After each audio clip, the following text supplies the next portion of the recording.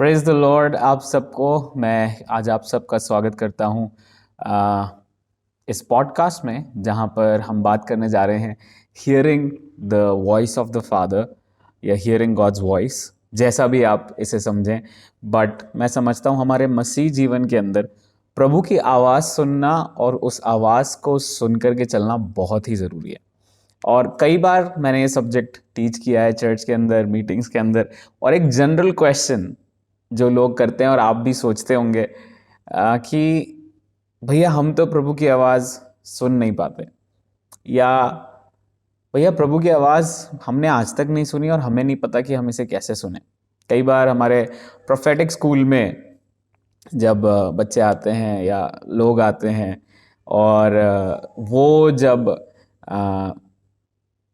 इस क्वेश्चन के ऊपर बातचीत होती है तो वो भी यही पूछते हैं कि हमें नहीं पता हमने प्रभु की आवाज़ को सुना है कि नहीं। और सबसे पहली चीज़, इसके पहले कि मैं आपको इस पॉडकास्ट में आगे लेकर जाऊं, मैं आपसे ये कहना चाहता हूं कि प्रभु हम सबसे बात करना चाहता है। जी हाँ, प्रभु हम सबसे बात करना चाहता है और स्पेशली प्रभु आपसे बात करना चाहता है।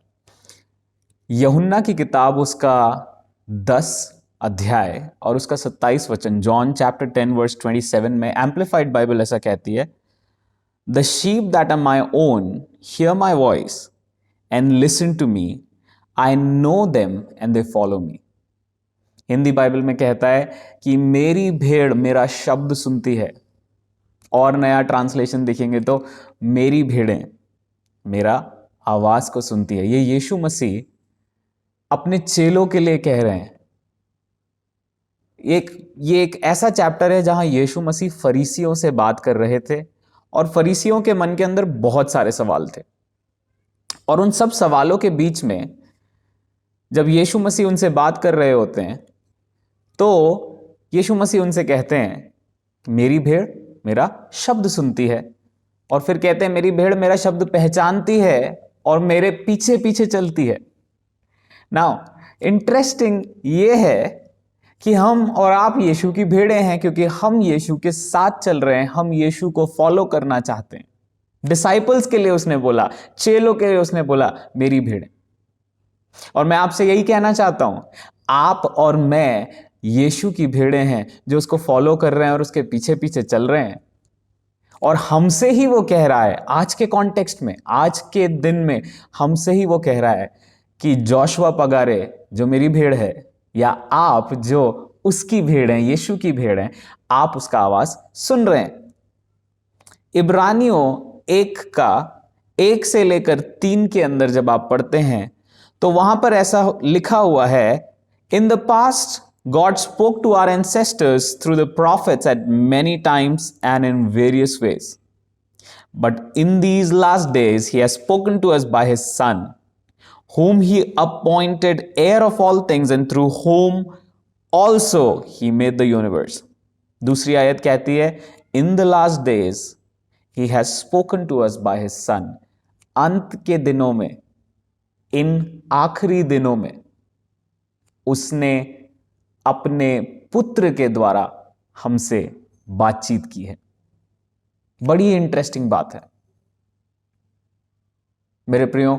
यीशु आज आपसे बात कर रहे हैं, पिता आज आपसे बात करना चाहते हैं।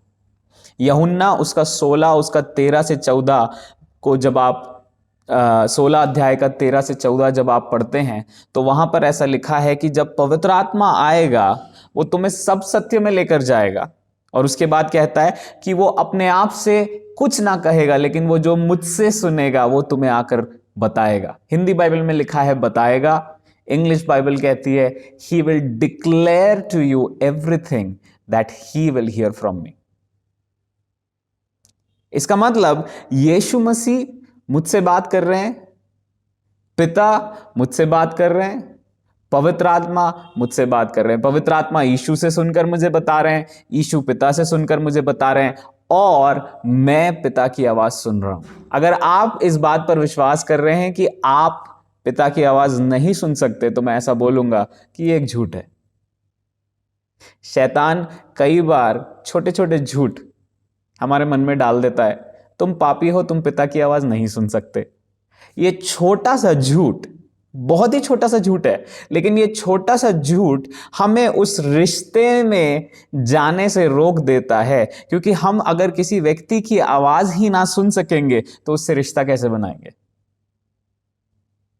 हर रिश्ते की बुनियाद है बातचीत।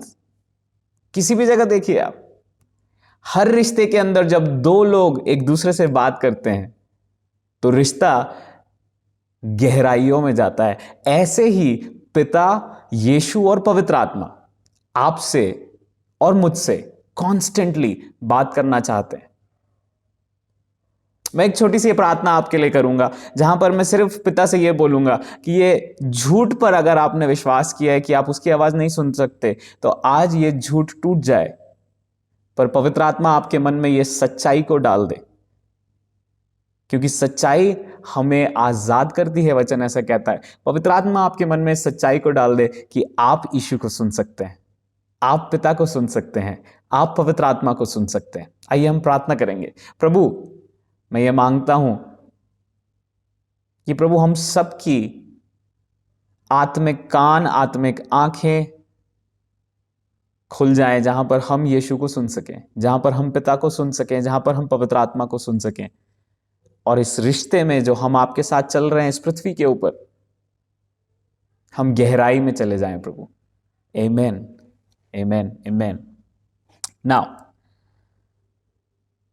एक बड़ा ही इंपॉर्टेंट सवाल आपके मन में आएगा कि चलिए भैया, मैं विश्वास कर लेता हूं कि प्रभु मुझसे बात करना चाहता है,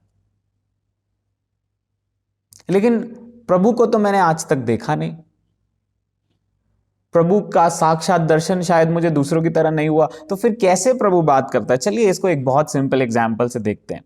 आप में से हर एक के घर में टीवी है,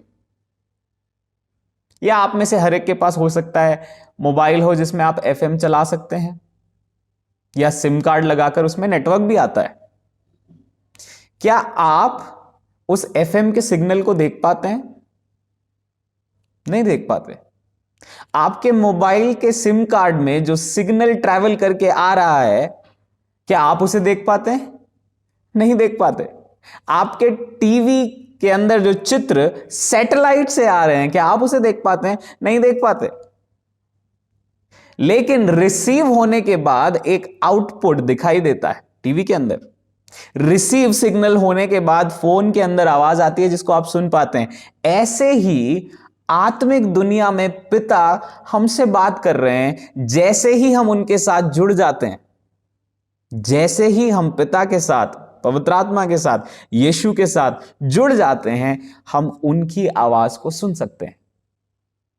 बहुत इजी है, बिल्कुल भी मुश्किल नहीं है। आप जैसे ही उसके साथ जुड़ेंगे, आप उनकी आवाज को सुन पाएंगे। अब आप बोलेंगे भैया हम उनके साथ कैसे जुड़ेंगे? बहुत सिंपल। जब आप प्रार्थना में जाते हैं, पिता से बोलिए पिता आप मुझसे बातचीत करिए। जब आप वचन पढ़ते हैं, इस वचन को पढ़ते समय पवित्र आत्मा से बोलिए आप मुझसे इस वचन से बातचीत कीजिए। जब आप ऑफिस में काम करते हैं, आप उससे कहिए प्रभु आज मुझसे आप बातचीत कीजिए। ये छोटे छोटे इन्विटेशंस हमें कनेक्ट करते हैं प्रभु के साथ, और जब हम उन्हें इनवाइट करते हैं, वो हमसे बातचीत करना शुरू कर देते हैं। ये इतना आसान है। अब देखिए प्रेरितों के काम 9 अध्याय के अंदर, एक्ट्स चैप्टर 9 के अंदर, पॉल जो उस समय सॉल कहलाया जाता था, सॉल जो है या पॉल जो है, वो एक घोड़े के ऊपर बैठ करके जा रहे हैं। किस काम के लिए जा रहे हैं भैया? हम दूसरों को मारने जा रहे हैं जो यीशु मसीह पर विश्वास करते हैं, क्योंकि उस समय पॉल विश्वास नहीं करता था। और इस मिशन के दौरान अचानक से एक लाइट चमकने लग जाती है, और उस लाइट के अंदर से आवाज आती है, और वो आवाज कहती है सॉल सॉल तुम मुझे क्यों सता रहे हो? तो सॉल घबरा करके, जब नीचे गिर जाते हैं, घबरा करके इस आवाज से पूछते हैं कि मैंने तो तुम्हें नहीं सताया, तुम कौन हो जो मुझसे बात कर रहे हो?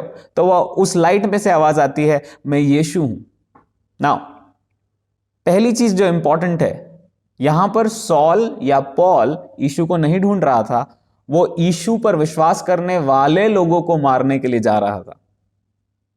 दूसरी इंपॉर्टेंट चीज, यीशु खुद वहां आए, पॉल ने या सॉल ने यीशु की आवाज को सुना और एक चमकती हुई ज्योति को देखा।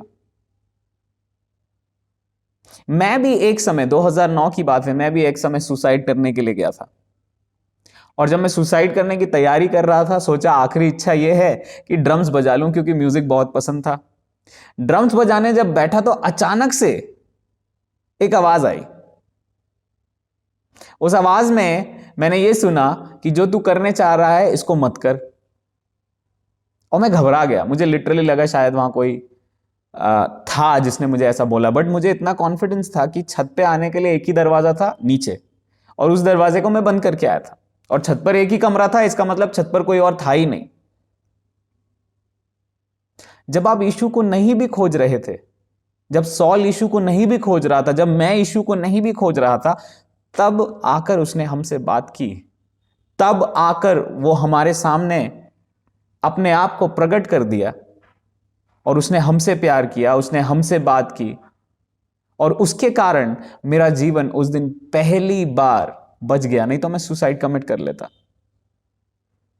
जब मैंने उस आवाज को सुना, उसके कुछ दिनों तक वापस मैं अपनी उस दुनिया में लौट गया। मुझे पता नहीं था क्या हो रहा है, लेकिन फिर से कुछ दिन बाद वही आवाज आई। पर इस बार उस आवाज ने मुझसे कुछ और बात किया।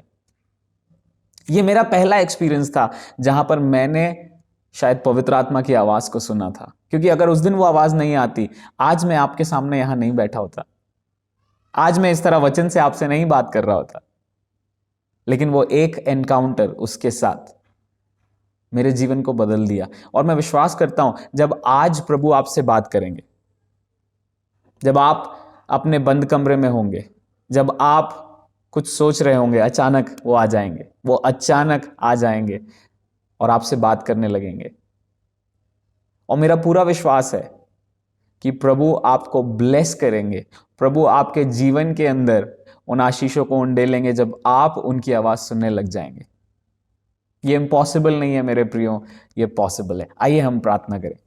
प्रभु, मैं प्रार्थना करता हूं कि जब लोग आपकी आवाज को सुनने के लिए खुद को तैयार करते हैं, यीशु जैसे पॉल के समय में, सॉल के समय में आप अचानक से आ गए और आप उससे बात करने लगे। प्रभु, जिस दिन मैं सुसाइड करने वाला था, आप अचानक से आ गए और आपने मुझसे कुछ कहा कि ऐसा मत करना, और मैं घबरा कर उस कमरे से बाहर चला गया। मैं मांगता हूं प्रभु, जो लोग मुझे सुन रहे हैं, आप इनके कमरों में आ जाएं और इनसे बातचीत करने लग जाएं,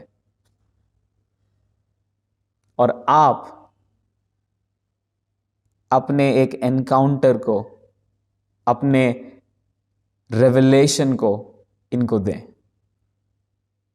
और आने वाले दिनों में हम कई गवाहियां सुने कि लोग आपकी आवाज सुन रहे हैं।